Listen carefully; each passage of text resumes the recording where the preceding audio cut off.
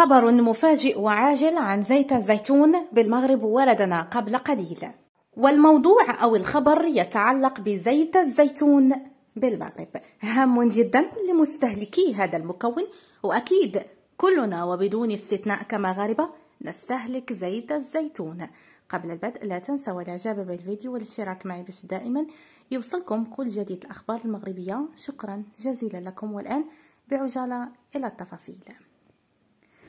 وردنا قبل قليل خبر جديد لصفحتنا هذه على الفيسبوك بخصوص زيت الزيتون، وتفاصيل هي كالآتي. أكدت لنا مصادر مسؤولة بوزارة الفلاحة والصيد البحري والتنمية القروية والمياه والغابات لجريدة هسبرس الإلكترونية أن هناك فعلا اتجاها لفتح باب استيراد زيت الزيتون لأجل تعزيز التموين الوطني من هذه المادة الأساسية، معتبرة أن تجنب الارتفاع في الأسعار سيحتم الاتجاه نحو التوريد، باعتباره من بين الحلول العملية المطروحة التي سيتم الإعلان عنها وتحديد كيفية الانخراط فيها. أي بمعنى آخر غد يتم استيراد الملايين أو المئات من أطنان زيت الزيتون بالمغرب.